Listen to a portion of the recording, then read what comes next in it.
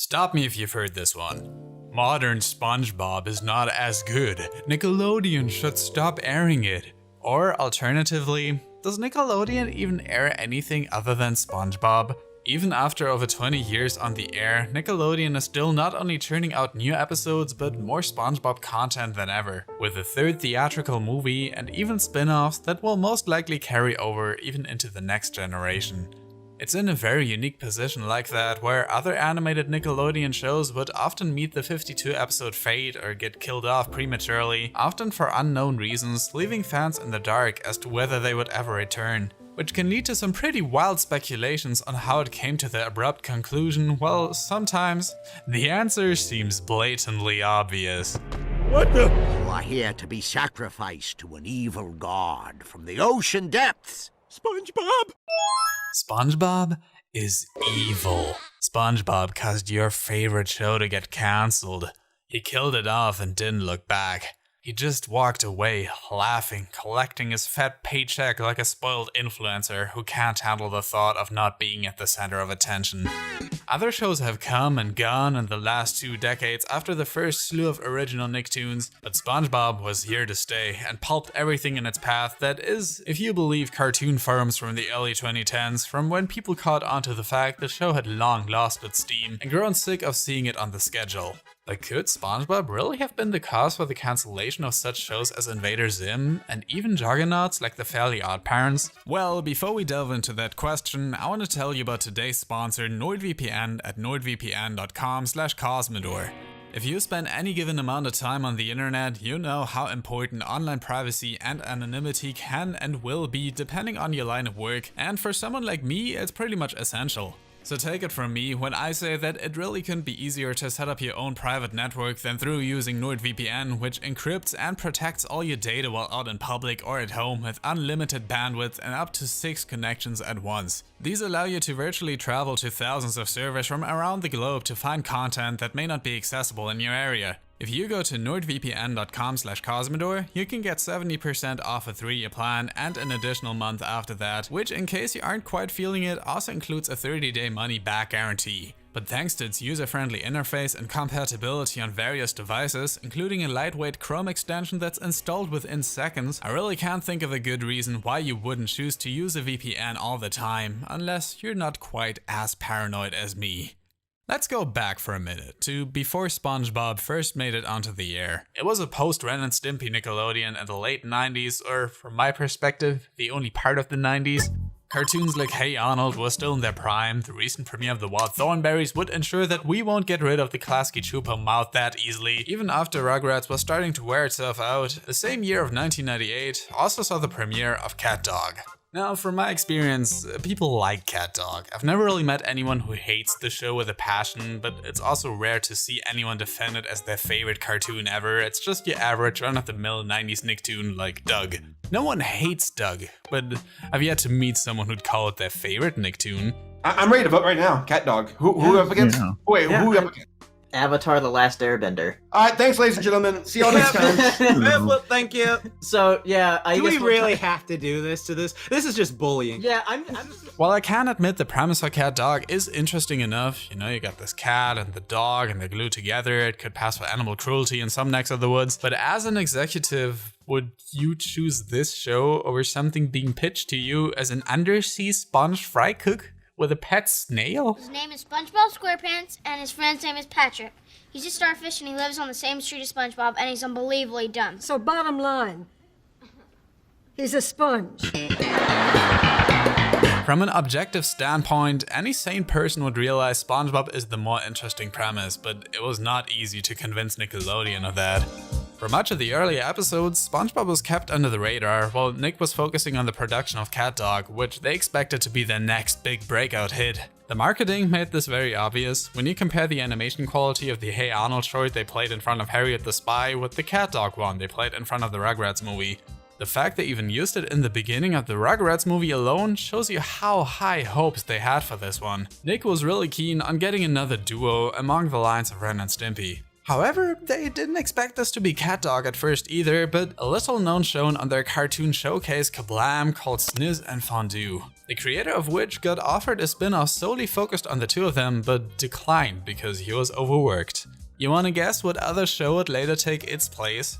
When Nick eventually realized the colossal mistake they had made ordering 100 episodes of CatDog and only 6 of SpongeBob, the ball had already started rolling, with the show's ever-growing popularity that even in its early days was rivaling that of Pokemon, as the first kids show to compete with it during its Saturday morning time slot, with news outlets like the New York Times calling Nickelodeon the new Disney with how much merchandise they were starting to pour out.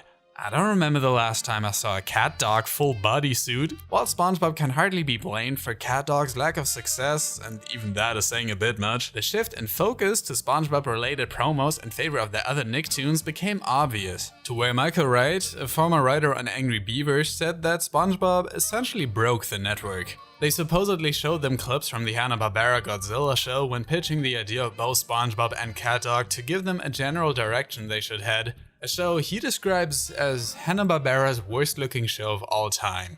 A crass, money-grab tie-in show cranked out by the worst alcoholics of the era. Ouch.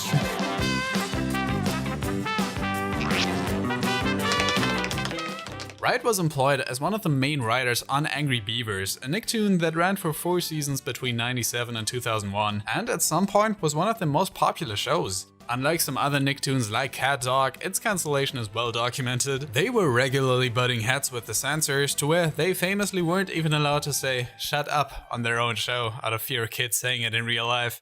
Cause looking up to 2 cartoon beavers with the word angry in the title as role models is such a great idea otherwise. When it became known the show would be coming to an end, its creators tried their hand at an episode even more meta than usual, where the 2 main characters would realize they'd actually been part of a cartoon all along. However, even this silly concept was enough to trigger the executives at the time that pulled it out of production and put the final nail in the coffin to where the beavers didn't appear on any promotional Nicktoons items afterward. Where Nick was much more willing to take risks just a few years prior, they wanted to play things much safer around this time, to where after SpongeBob had turned out to be a surprise hit, rather than trying to find other shows to support it, they were trying to find something just like it in case SpongeBob would ever go off the air. A very real fear, since the show was never supposed to go on for as long as it did, with the first movie initially supposed to act as a finale, and it's a miracle it even came to that, as Nickelodeon movies were not doing well around this time, especially the third Rugrats movie, which was the worst performing of the 3, though that more so signaled they had officially found something that could rival that show's success in the long run. And by something, I mean 2 shows? Disney is an average kid that no one understands. Listen, the Rugrats went on for a while, SpongeBob went on for a long while, but The Fairly OddParents is the one of those I'd say went on for too long. Its creator, Butch Hartman, often talks about how the show was unfairly cancelled multiple times, but damn dude, 10 seasons? The only cartoon who was still improving by its 10th season is South Park, and I really don't want to hear your thoughts on that show.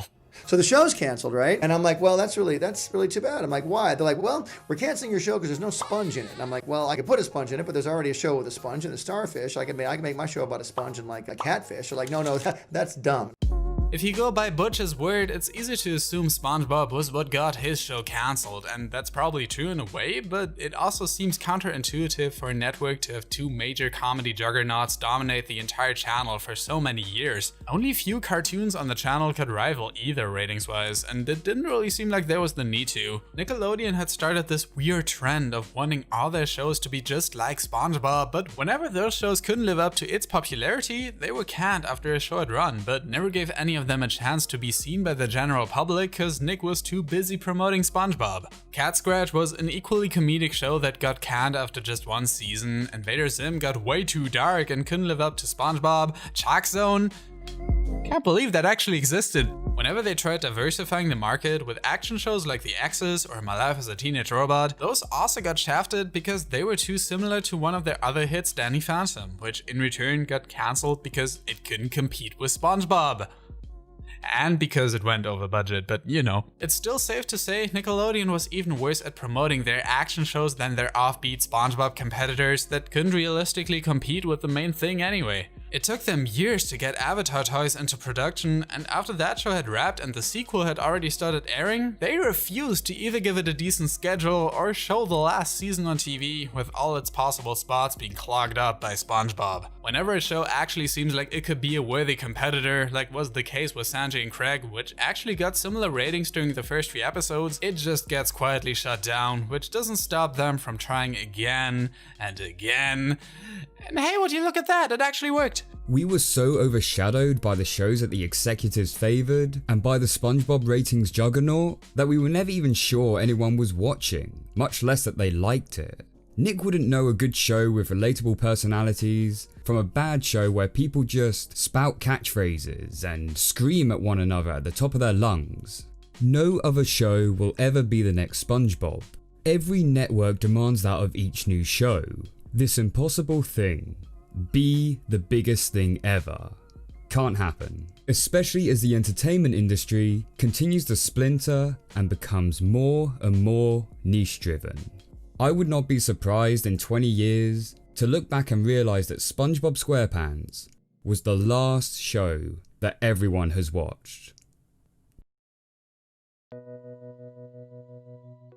Now, some of you may remember back in 2016, there was this show called Harvey Beaks, created by C.H. Greenblatt, who was responsible for Chowder on Cartoon Network and some of the best episodes of SpongeBob. However, it would also be SpongeBob that would steal his new show's limelight, as it first very quietly got removed from the schedule, and then, in a tweet, cancelled altogether. Greenblatt has made it very apparent that he did not approve of the way Nick had handled this situation, stating that he was terribly disappointed in the network and that he had spent 7 years of his life making something special for them, only for them to just throw away. And the same has pretty much happened to all other Nick cartoons at the time, like Pig Goat, Banana Cricket, or Welcome to the Wayne. Just a few days ago, it was announced that the new TMNT show, Rise of the Turtles, would be moved onto their sister channel Nicktoons, where all their new shows go to die. But SpongeBob has stayed exempt from any of this. He's just sitting there, smiling, waiting for his next show to kill. So yeah, I really can't blame anyone for thinking this show has therefore also been responsible for causing others to meet a similar fate. After all, it has gotten so much worse over the years, right? It's such an easy scapegoat. But you also gotta remember that just because one show is doing well for the network right now, that doesn't mean this will go on forever. And it's mainly Nick's awful business strategies that are to blame here.